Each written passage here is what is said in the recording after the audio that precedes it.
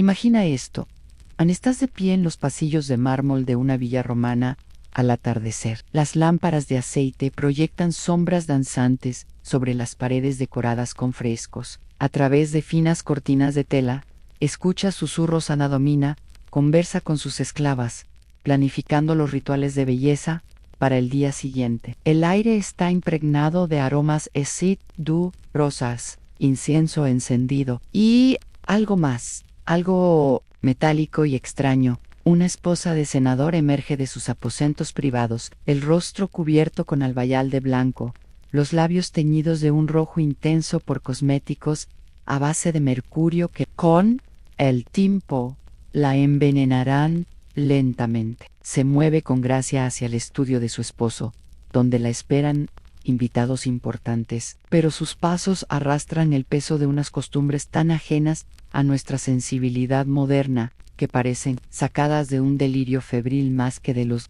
registros históricos. Antes de sumergirnos en estas historias olvidadas de supervivencia y sufrimiento, si disfrutas aprender sobre las verdades ocultas de la historia, considera darle me gusta a este video y suscribirte para más contenido. ¿Cómo es? Y por favor déjame un comentario abajo contándome desde dónde estás escuchando. Me parece increíble que estemos explorando juntos estas historias antiguas desde diferentes rincones del mundo, unidos a través del tiempo y el espacio, por nuestra curiosidad compartida sobre el pasado lo que hoy llamamos intimidad, momentos privados entre humanos, hábitos personales de aseo, relaciones familiares, existía en la antigua Roma, dentro de estructuras tan radicalmente distintas que desafían todas nuestras ideas sobre la naturaleza humana. No eran anomalías ni excepciones a la vida romana. Estaban entretejidas en su tejido social, sostenidas por la ley, la religión y la costumbre, formando una civilización en la que las dinámicas de poder, los roles de género y la sexualidad humana operaban según reglas que hoy nos horrorizarían y fascinarían a partes iguales. En el año 79 después de Cristo, cuando el monte Vesubio sepultó Pompeya bajo cenizas volcánicas, no solo preservó edificios y cuerpos, sino también evidencia de prácticas íntimas que los propios romanos a menudo discutían solo en susurros. Las excavaciones arqueológicas han revelado dormitorios con frescos explícitos, baños con jerarquías sociales complejas y espacios privados donde los límites entre el placer, el dolor y el poder se desdibujaban hasta volverse irreconocibles. Considera el concepto romano de pudicitia, a menudo traducido como castidad o modestia, pero que abarca algo mucho más complejo. Para las mujeres romanas, la pudicitia no se trataba simplemente de pureza sexual, era mantener el equilibrio exacto entre disponibilidad y contención que su posición social exigía. La esposa de un senador debía estar sexualmente disponible para su esposo y al mismo tiempo completamente inaccesible para otros hombres, no por decisión propia, sino como reflejo del honor y la posición política de su marido, Livia Drusila. Esposa del emperador Augusto, dominó este equilibrio con tanta perfección que se convirtió en el modelo ideal de virtud femenina romana. Sin embargo, tras puertas cerradas, se decía que mantenía una red de informantes entre las esclavas de familias prominentes, recopilando información sobre los hábitos íntimos de los rivales políticos de su esposo. Ella entendía que, en Roma, la información personal era una moneda política, y los secretos del lecho conyugal podían hacer caer gobiernos en el matrimonio romano. En sí, funcionaba según principios que hoy nos parecerían casi empresariales por su naturaleza calculada. Los matrimonios entre las élites eran negociaciones entre familias, diseñadas para consolidar riquezas, forjar alianzas políticas y producir herederos legítimos. El amor, si surgía, era considerado un bono agradable, no un requisito previo. En las noches de bodas solían ser la primera vez que la pareja se encontraba en privado, y la presión por consumar el matrimonio con éxito podía ser abrumadora. Plinio el Joven, escribiendo a un amigo en el año 97 después de Cristo, describió la noche de bodas de una joven pareja perteneciente a familias influyentes. La niña de apenas 14 años, temblaba mientras su madre y sus tías la preparaban para la ceremonia que la transformaría de niña a esposa en una sola noche. Su esposo, 20 años mayor, la esperaba en la habitación contigua, mientras las mujeres mayores le explicaban deberes que apenas podía comprender. En el lecho nupcial había sido bendecido por los dioses del hogar, rociado con agua sagrada y cubierto con telas teñidas en un tono exacto de rojo, destinado a ocultar las señales del fin de la virginidad. Las costumbres sexuales romanas no reconocían simplemente las categorías de hombre y mujer, sino una jerarquía más compleja de seres humanos, ciudadanos, no ciudadanos, esclavos, libertos y extranjeros, todos ocupando posiciones distintas que determinaban no solo su estatus social, sino también sus roles y expectativas sexuales. Un ciudadano romano podía mantener relaciones sexuales con esclavos, prostitutas o extranjeros sin que eso generara censura social, pero sus interacciones con las esposas o hijas de otros ciudadanos estaban estrictamente reguladas y podían ser letales. Gayo Silio descubrió esta distinción de forma fatal en el año 48 después de Cristo, cuando contrajo matrimonio con Valeria Mesalina, esposa del emperador Claudio. Mientras éste se encontraba fuera de Roma, si el matrimonio era legalmente válido, importaba menos que el desafío simbólico que representaba a la autoridad imperial. Cuando Claudio regresó, tanto Silio como Mesalina fueron ejecutados, no tanto por adulterio, sino por amenazar el orden político a través de su transgresión sexual. A la esclavitud añadía otra capa de complejidad a la vida íntima romana. Los esclavos domésticos eran considerados extensiones del cuerpo de su dueño, disponibles para uso sexual sin necesidad de consentimiento ni protección legal. Los romanos adinerados solían mantener esclavos especializados para distintos aspectos de la vida íntima, en tratamientos cosméticos, cubiculari para el servicio en el dormitorio, y concubinas para relaciones sexuales continuas que coexistían con el matrimonio legal. Marco Licinio Craso, uno de los hombres más ricos de Roma en el siglo I a.C., poseía, según se dice, más de 500 esclavos solo en su casa urbana. Entre ellos había decenas de jóvenes, hombres y mujeres, seleccionados específicamente por su belleza física y entrenados en artes que iban mucho más allá del servicio doméstico. Los escritores romanos de la época insinúan que en estos hogares se llevaban a cabo rituales íntimos elaborados, reuniones vespertinas, en las que los esclavos no solo interpretaban música y poesía, sino que también ofrecían servicios íntimos que desdibujaban los límites entre el entretenimiento, el culto y la explotación sexual. La cultura del baño en Roma creó espacios donde las fronteras sociales y sexuales funcionaban según reglas cuidadosamente calibradas. Los balnea públicos eran centros clave de la vida social, pero también servían como escenarios para encuentros sexuales que iban desde el coqueteo sutil hasta proposiciones explícitas. En la mayoría de los establecimientos, hombres y mujeres se bañaban por separado, pero la mezcla social que ocurría en las áreas adyacentes a menudo conducía a arreglos que se concluían en privado. Séneca el joven, escribiendo hacia el año 60 después de Cristo, se quejaba del ruido procedente de un balneario bajo su apartamento, los gruñidos de los hombres levantando pesas, el golpeteo de la carne durante los masajes, los gritos de quienes eran depilados con pinzas y, por debajo de todo, los susurros entre los bañistas y los asistentes que ofrecían servicios no anunciados en ningún cartel público. Su irritación revela un mundo donde el sexo comercial estaba tan integrado en la vida cotidiana que funcionaba abiertamente dentro de las instituciones públicas. Las prácticas de depilación romanas rozaban la obsesión, especialmente entre las clases altas. Tanto hombres como mujeres eliminaban el vello corporal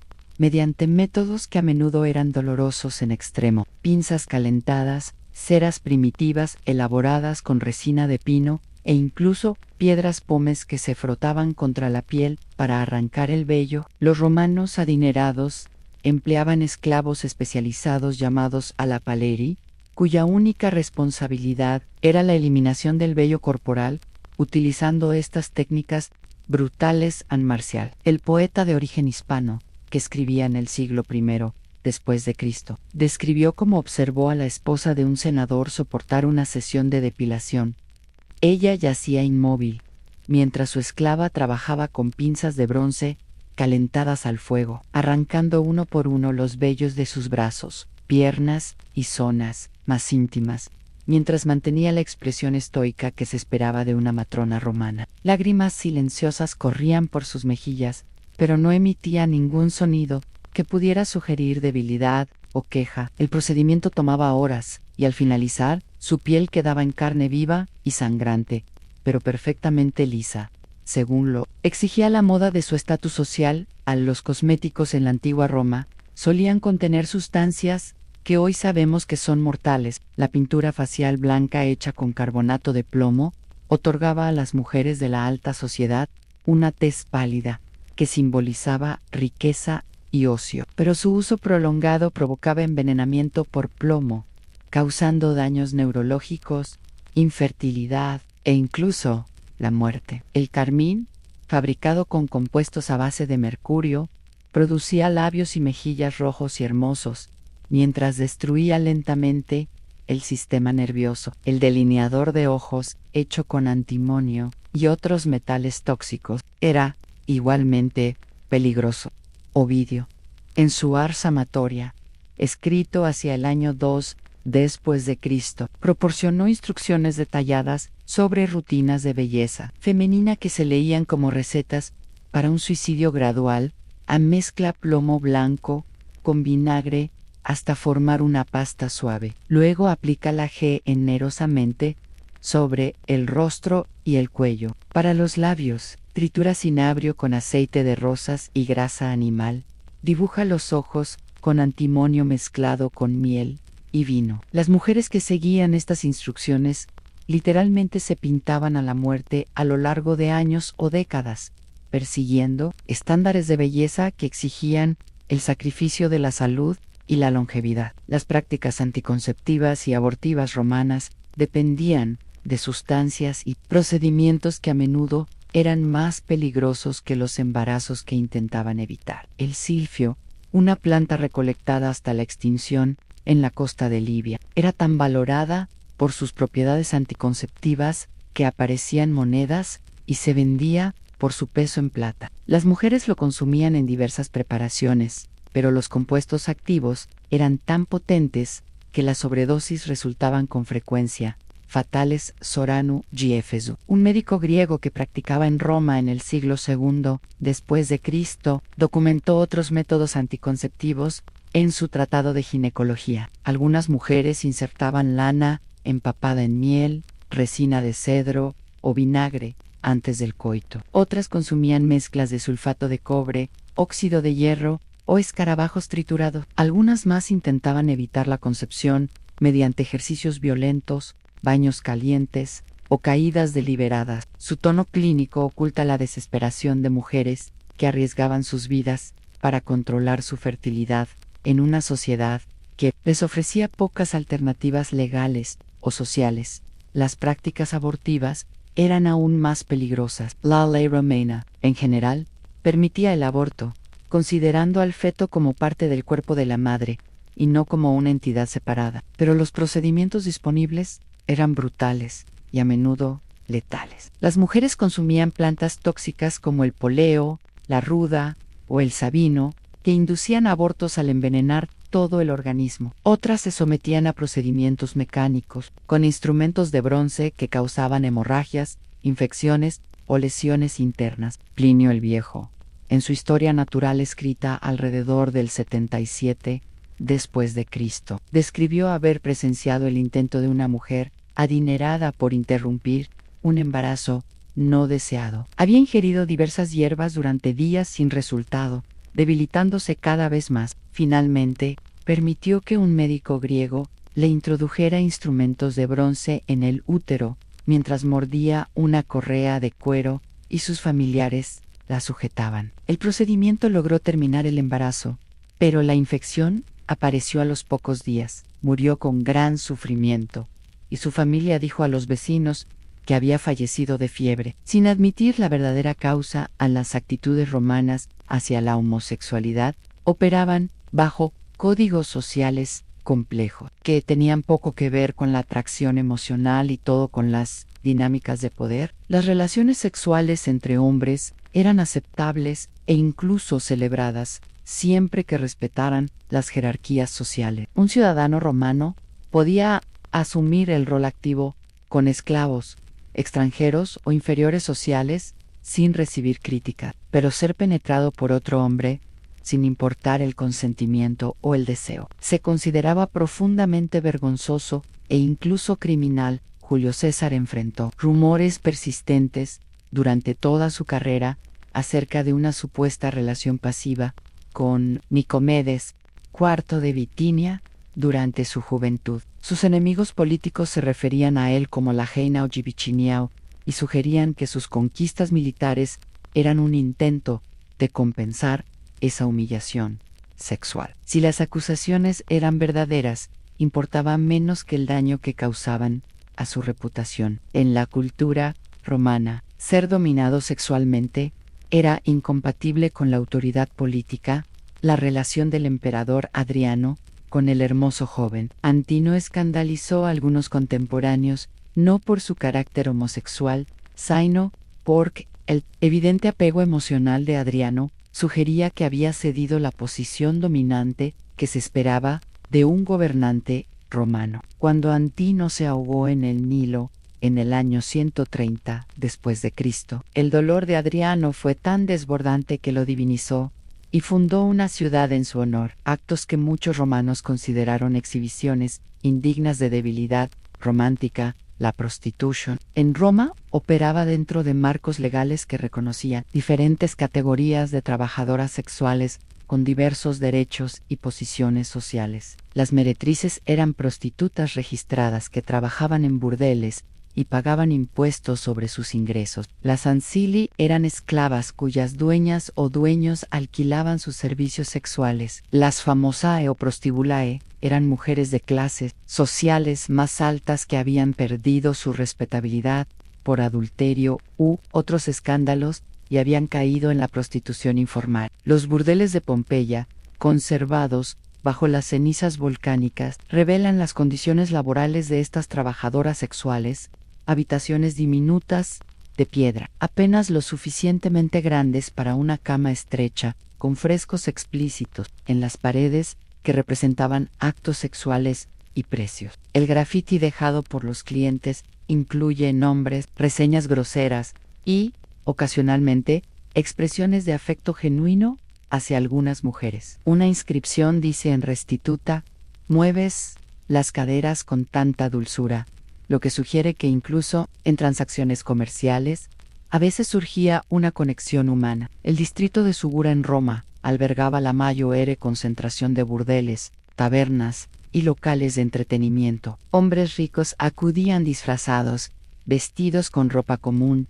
y cubriéndose el rostro para evitar ser reconocidos. Juvenal, escribiendo hacia el año 100 de C, describió a senadores e incluso sacerdotes frecuentando estos lugares. Llegaban después del anochecer, cambiando sus togas por túnicas ásperas y ocultando sus anillos senatoriales en bolsas. Al amanecer, regresaban a sus villas y a sus virtuts pepélicas, como si las actividades nocturnas pertenecieran a un mundo distinto, gobernado por otros dioses. Los contratos matrimoniales entre romanos adinerados solían incluir cláusulas detalladas sobre el comportamiento sexual, que suenan más a acuerdos comerciales que a uniones románticas. Estos documentos, conservados en papiros y tabletas de bronce, especificaban no solo la distribución de bienes, sino también expectativas de conducta a frecuencia del contacto sexual, métodos anticonceptivos aceptables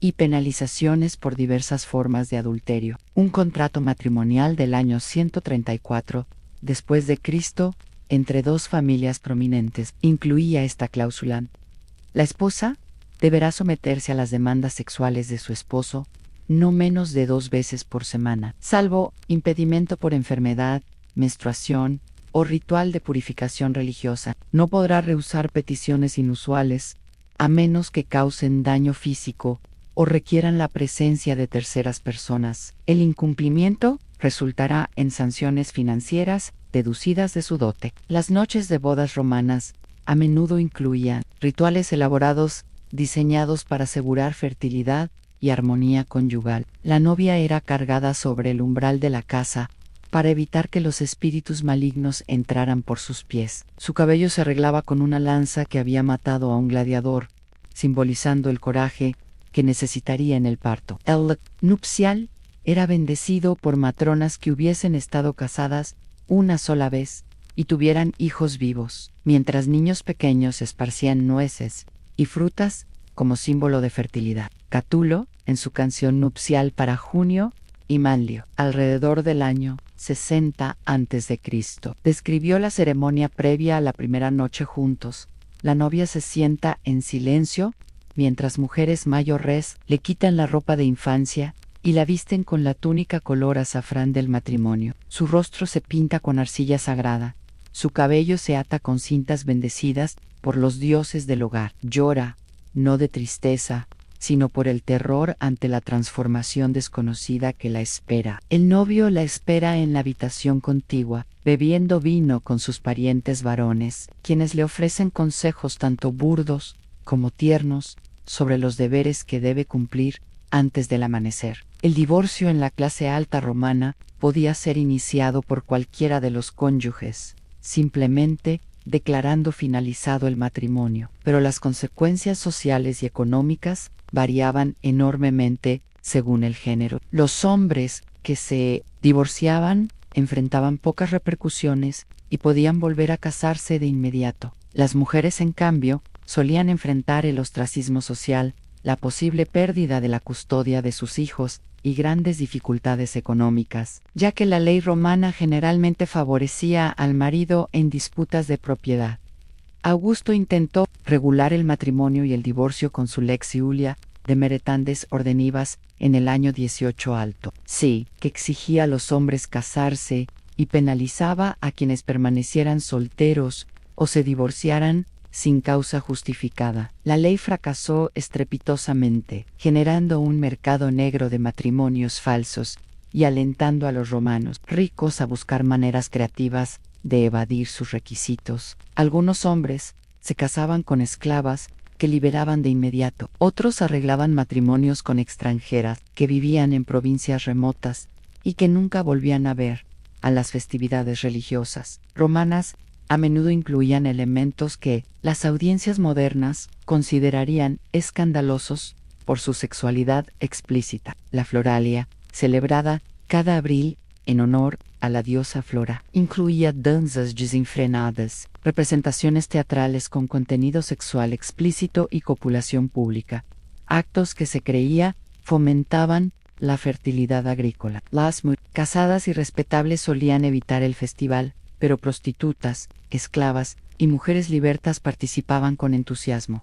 Marcial describió su asistencia a la Floralia en el año 88. Después de Cristo, el teatro se llenaba de ciudadanos que condenarían tales espectáculos en la intimidad de sus hogares, pero que vitoreaban con fervor mientras bailarinas desnudas realizaban actos que habrían escandalizado incluso en un burdel. Senadores se sentaban junto a esclavos, todos fingiendo que era el deber religioso, y no la curiosidad lasciva, lo que los había llevado a presenciar a los artistas copulando sobre el escenario, mientras músicos entonaban himnos sagrados. Se decía que la diosa Flora bendecía a quienes la honraban con un abandono total de la modestia, y la multitud parecía decidida a ganarse su favor. Los textos médicos romanos revelan actitudes hacia la sexualidad que combinaban prácticos con suposiciones culturales sobre género y poder. Médicos como Galeno escribieron descripciones detalladas de la anatomía humana y de la función sexual, pero sus recomendaciones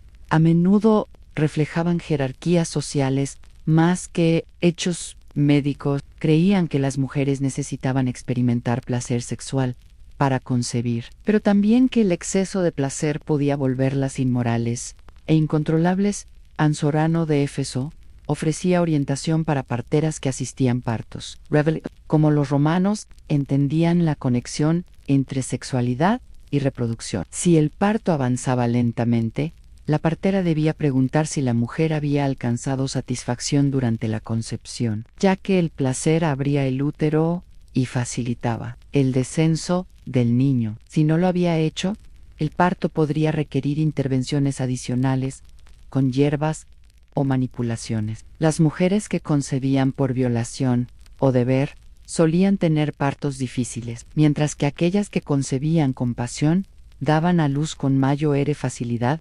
A la educación sexual de los jóvenes romanos operaba a través de una combinación de instrucción directa y absorción cultural, que comenzaba desde temprana edad y continuaba durante la adolescencia. Los niños aprendían sobre sexualidad a través de parientes varones, mayores, tutores y experiencias directas con esclavos. Las niñas recibían instrucción de sus madres y otras mujeres casadas, pero su educación se centraba principalmente en la sumisión y la resistencia, más que en el placer o la elección. En las ceremonias de mayoría de edad para los varones romanos incluían elementos rituales que marcaban su transición de la infancia a la madurez sexual. La ceremonia de la toga virilis, que usualmente se celebraba cuando los niños cumplían 16 años, incluía sacrificios a los dioses del hogar, declaraciones públicas de hombría e instrucciones privadas sobre comportamiento sexual. La evidencia arqueológica sugiere que estas instrucciones privadas a menudo incluían visitas a burdeles o encuentros organizados con esclavas experimentadas.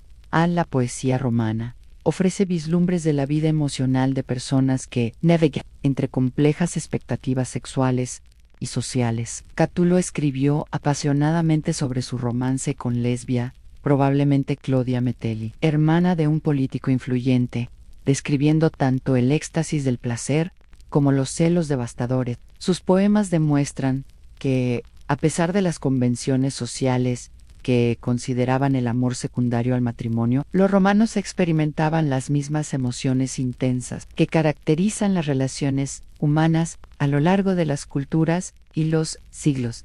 Sin embargo, incluso la poesía más apasionada de Cátulo refleja suposiciones romanas sobre género y poder. Celebra la inteligencia y el ingenio de Lesbia, pero cuando la relación se agria, su lenguaje se torna violento y misógino. Amenaza con violar y sodomizar a los amantes masculinos de ella, usando la dominación sexual como arma frente a una herida emocional. En la cultura romana, el amor y el poder estaban tan entrelazados que incluso las relaciones más tiernas podían tornarse brutales.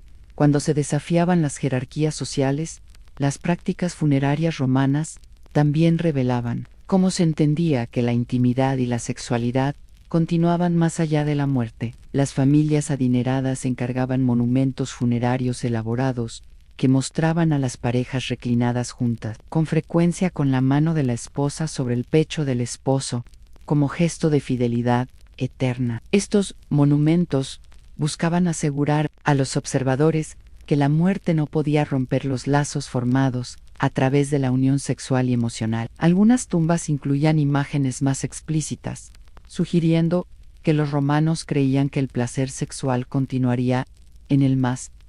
Excavaciones arqueológicas han revelado cámaras funerarias decoradas con frescos eróticos y objetos destinados claramente al uso íntimo. Aún se debate entre los estudiosos si estos elementos representaban esperanzas de placer póstumo o simplemente reflejaban los intereses terrenales del difunto.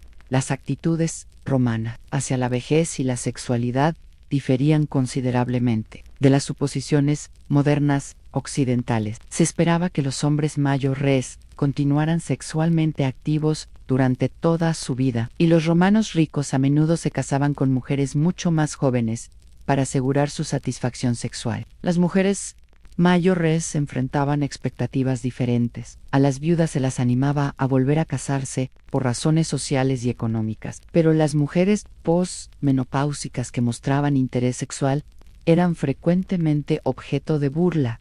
Consideradas inapropiadas o desesperadas, en Juvenal satirizó a mujeres mayores que perseguían a hombres jóvenes. Describe a Hipia, abuela de 7, que abandonó a su esposo para seguir a un gladiador a Egipto. Su rostro arrugado pintado como el de una novia joven, su cuerpo flácido envuelto en seda que no engañaba a nadie. El gladiador se quedó con su dinero y sus joyas, pero cuando ella intentó abrazarlo en la posada, él se apartó con disgusto, murmurando que algunas monedas cuestan demasiado ganarlas. La esclavetet romana creaba relaciones íntimas que existían en un limbo legal.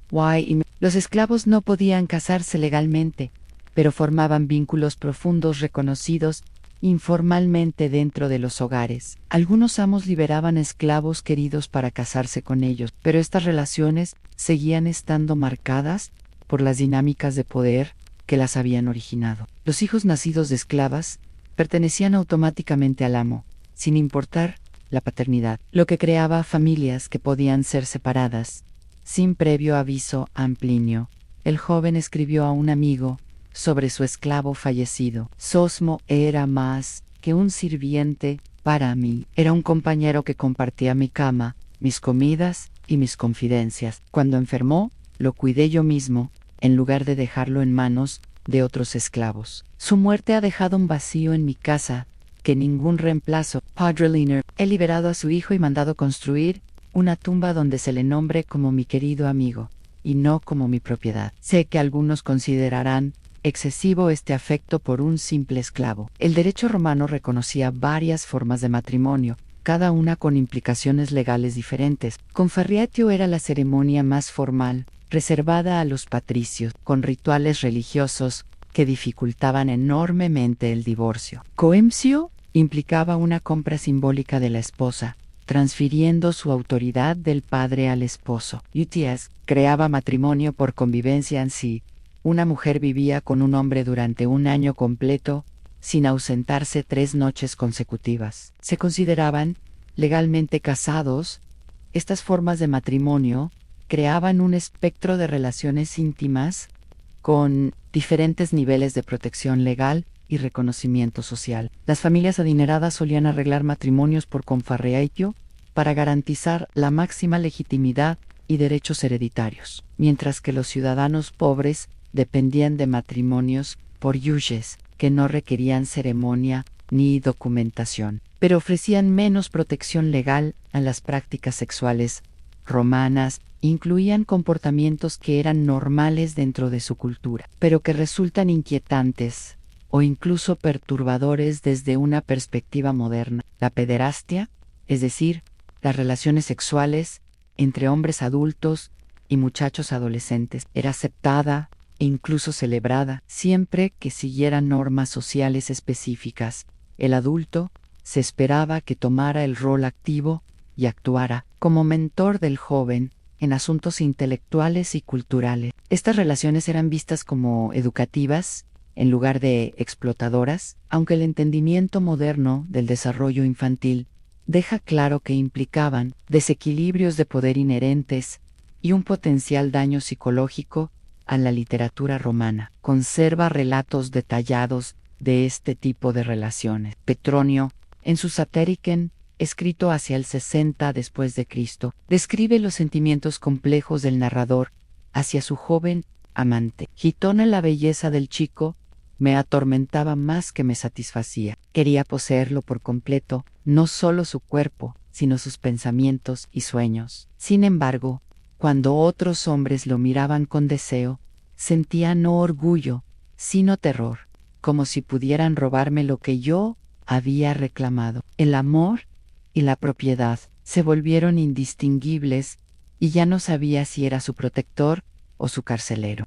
Las prácticas religiosas romanas a veces incluían elementos sexuales que se creía aseguraban el favor divino o la protección. Algunos templos empleaban prostitutas sagradas que servían como intermediarias entre los fieles y las deidades. El culto de Cybos, popular entre soldados y comerciantes, incluía rituales en los que los sacerdotes varones se castraban en éxtasis religioso y luego vivían como mujeres al servicio de la diosa. Estos Gali ocupaban una posición social única, ni hombres ni mujeres ni ciudadanos ni esclavos, sino seres sagrados que existían fuera de las categorías normales. A las prácticas mágicas romanas con frecuencia se centraban en el control sexual y la atracción. Sitios arqueológicos han revelado numerosas tablas de maldición solicitando intervención divina en asuntos amorosos. Ató a Gallo Lucio para que no pueda pensar en nada,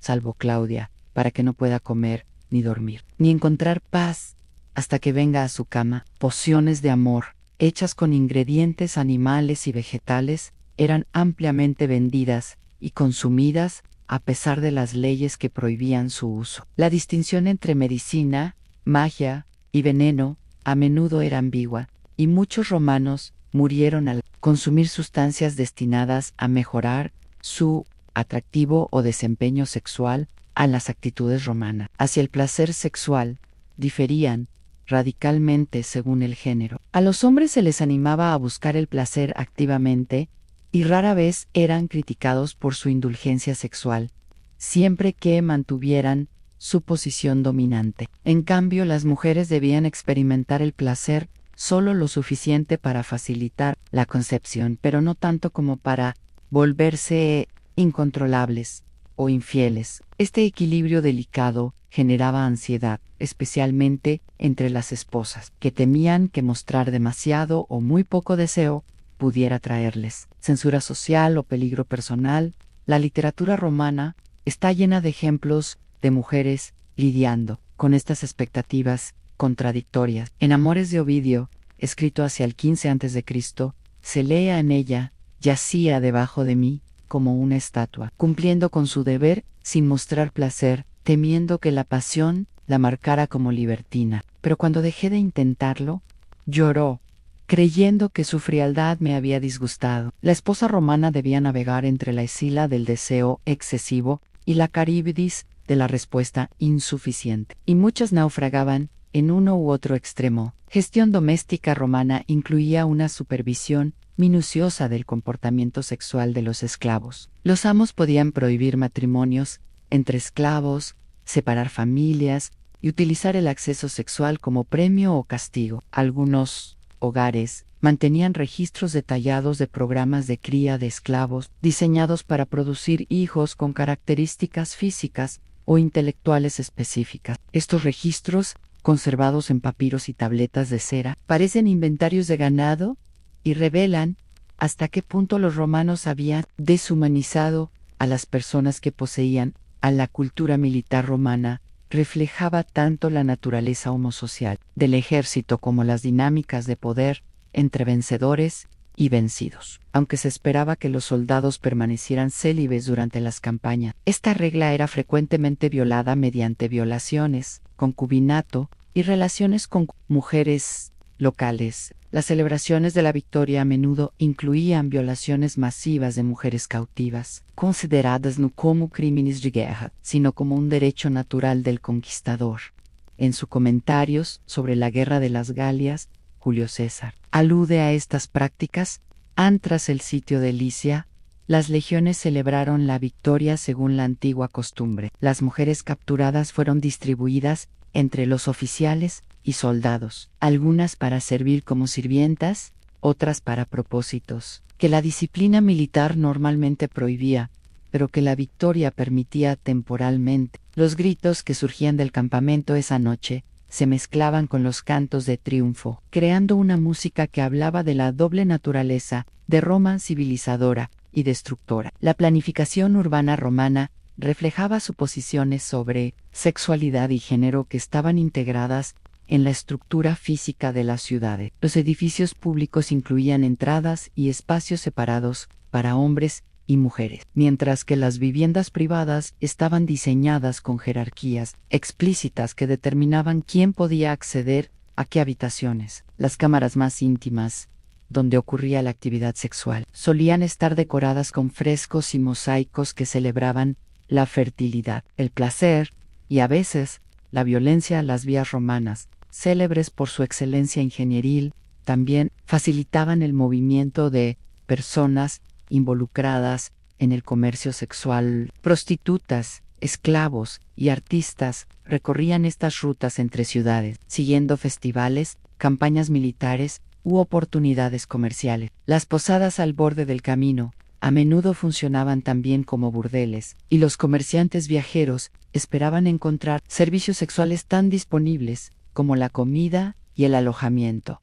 Los sistemas legales romanos incluían regulaciones detalladas sobre el comportamiento sexual, reflejando el interés del Estado en controlar la reproducción, mantener las jerarquías sociales y preservar el orden público. Las leyes especificaban qué actos sexuales eran legales, quién podía participar en ellos con quién, y qué penas se aplicaban en caso de violación. Estas leyes no estaban diseñadas principalmente para proteger los derechos individuales o prevenir el daño, sino para conservar las estructuras sociales que mantenían estable y próspero al Imperio Romano.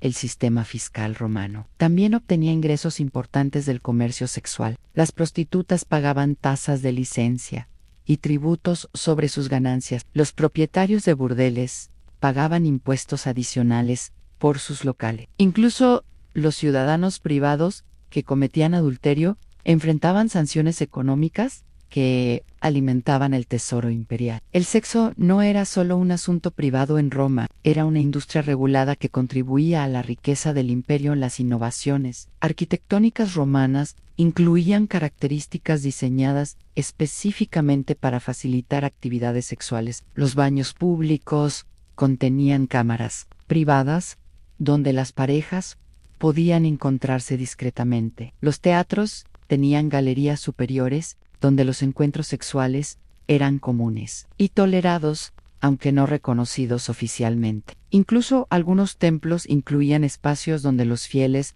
podían participar en rituales sexuales, considerados una forma de honrar a ciertas deidades. A las tradiciones artísticas romanas conservaron registros visuales de prácticas sexuales que hoy serían consideradas pornográficas, pero que eran aparentemente aceptables como decoración doméstica en la antigüedad. Frescos, mosaicos, esculturas y objetos decorativos representaban actos sexuales con notable explicitez. Estas obras sugieren que los romanos tenían una relación mucho más abierta con la representación visual de la sexualidad que la mayoría de las culturas europeas posteriores a las tradiciones filosóficas romanas abordaban preguntas sobre la sexualidad, el placer y la naturaleza humana que siguen siendo relevantes hoy. Los filósofos estoicos abogaban generalmente por la moderación y el autocontrol, considerando el deseo sexual excesivo como una debilidad que interfería con el pensamiento racional. Los epicúreos, por otro lado,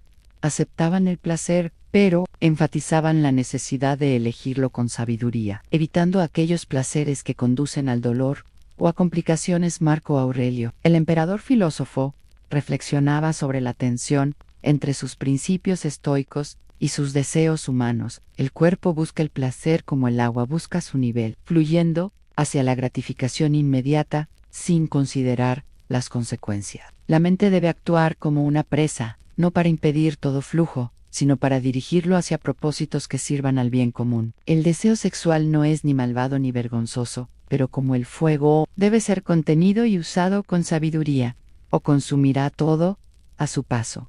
El conocimiento médico romano sobre sexualidad combinaba información anatómica sorprendentemente precisa con suposiciones culturales y supersticiones que a veces resultaban peligrosas. Los médicos romanos comprendían la mecánica de la reproducción y desarrollaron procedimientos quirúrgicos para tratar lesiones e infecciones sexuales. Sin embargo, sus tratamientos a menudo reflejaban creencias sobre el género, el estatus social y el carácter moral que influían en sus diagnósticos y recomendaciones.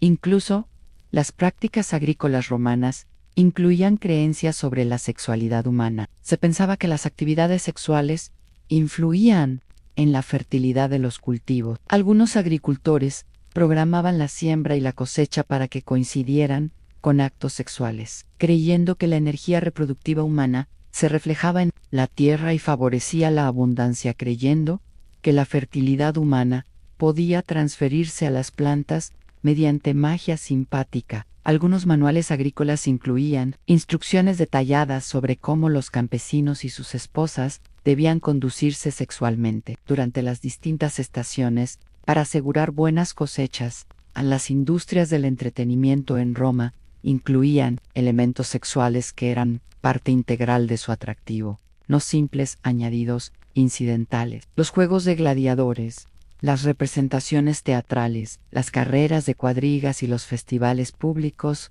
contenían todos componentes eróticos que satisfacían el deseo de los espectadores tanto por el espectáculo como por la excitación. Los artistas que participaban en estos eventos a menudo también ejercían como trabajadores sexuales, y los recintos servían como puntos de encuentro para quienes buscaban encuentros íntimos. En las tradiciones literarias romanas conservaron poemas, relatos e historias que ofrecen vislumbres íntimos de la vida emocional de personas, navegando estas complejas redes sociales y sexuales. Escritores como Catulo, Ovidio, Propercio y Marcial crearon obras profundamente personales y a la vez representativas, revelando cómo los romanos experimentaban el amor, el deseo, los celos y la pérdida dentro de su contexto cultural. El sincretismo religioso romano incorporó elementos sexuales de varias culturas conquistadas a prácticas religiosas, tanto oficiales como no oficiales. Las tradiciones egipcias, griegas, sirias y germánicas aportaron rituales, creencias y costumbres que enriquecieron, pero también complicaron, la sexualidad romana. Cultos mistéricos como los dedicados a Mitra, Isis o Dionisio ofrecían enfoques alternativos hacia la sexualidad que a veces entraban en conflicto con los valores romanos tradicionales. El sistema económico romano incluía los servicios sexuales como formas legítimas de comercio que eran grabadas, reguladas y protegidas por la ley. El Estado romano tenía un interés financiero en mantener la prostitución, el concubinato y otras formas de comercio sexual, ya que generaban ingresos tributarios significativos. Esta dimensión económica de la sexualidad influía en las políticas y actitudes romanas de formas que consideraciones puramente morales o religiosas no podían lograr. A la movilidad social romana incluía elementos sexuales que podían elevar o arruinar fortunas individuales. Esclavos hermosos podían ganar su libertad mediante relaciones sexuales con sus amos. Ciudadanos libres podían perder su estatus a raíz de escándalos sexuales. Las alianzas matrimoniales podían elevar familias enteras, mientras que la mala conducta sexual podía llevar al exilio. La ejecución o la ruina económica. En las innovaciones tecnológicas romanas incluían dispositivos y sustancias diseñadas para aumentar el placer sexual, prevenir embarazos o tratar disfunciones sexuales. Las excavaciones arqueológicas han revelado objetos diseñados claramente para uso íntimo, incluidos artículos de bronce, vidrio y materiales orgánicos que hoy se han descompuesto. La farmacopea romana contenía numerosas preparaciones para influir en el deseo sexual, el rendimiento o la fertilidad. A las políticas coloniales romanas implicaban el uso sistemático de la violencia y el control sexual como herramientas de conquista y administración. Los pueblos conquistados eran forzados a adaptarse a las costumbres sexuales romanas, pero a menudo se les negaban las protecciones legales de las que gozaban los ciudadanos romanos. Los administradores coloniales tomaban rutinariamente mujeres locales como concubinas, creando poblaciones mestizas que complicaban aún más las jerarquías legales y sociales del imperio. Las prácticas funerarias romanas reflejaban creencias sobre la sexualidad que se extendían más allá de la vida terrenal. Las inscripciones en tumbas celebraban matrimonios que se esperaba continuaran en la otra vida. Los ajuares funerarios incluían objetos asociados con actividades sexuales. Algunos rituales fúnebres contenían elementos sexuales diseñados para asegurar la fertilidad o la virilidad del difunto, incluso en la muerte. Ahora, imagina que estás de nuevo en aquel corredor de mármol donde comenzamos, pero esta vez comprendes lo que realmente significaban aquellas conversaciones susurradas, esos rituales de belleza que lentamente envenenaban a las mujeres aristocrática. Esos contratos matrimoniales que trataban la intimidad humana como si se tratara de cría de ganado. Esos esclavos, cuyos cuerpos eran considerados propiedad que podía comprarse, venderse y usarse sin consentimiento. Esos niños casados, antes de comprender siquiera qué significaba el matrimonio. Esos elaborados códigos sociales que determinaban quién podía tocar a quién cómo, why cuándo. La civilización romana nos legó carreteras, leyes, literatura y maravillas arquitectónicas que aún hoy nos inspiran admiración, pero también creó sistemas de relaciones íntimas humanas construidos sobre cimientos de desigualdad, explotación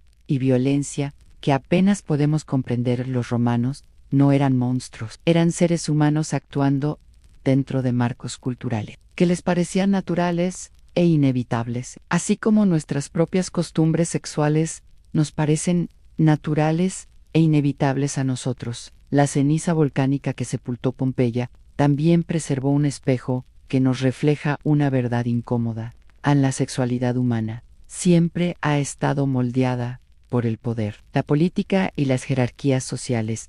Esos romanos, atrapados en sus últimas posiciones, sus vidas íntimas congeladas en el tiempo, nos recuerdan que la distancia entre su mundo y el nuestro quizás sea menor de lo que quisiéramos creer. Simplemente nos hemos vuelto más sofisticados a la hora de ocultar las transacciones. Las desigualdades y la violencia que todavía modelan nuestros momentos más privados, sus fantasmas, nos susurran a través de los siglos, no en latín, sino en el lenguaje universal del deseo humano, complicado por la crueldad humana. Nos recuerdan que la intimidad nunca ha sido inocente, que el amor nunca ha estado libre del poder y que las costumbres sexuales de toda cultura revelan sus valores más profundos sobre quién merece ser tratado como plenamente humano. No amparado hoy entre esas ruinas, casi puedes oír el eco de aquellos susurros antiguos, portadores de secretos que fueron enterrados, pero nunca murieron del todo. Solo aprendieron a hablar en otros idiomas y a esconderse tras otras costumbres tan persistentes y perturbadores como el corazón humano mismo.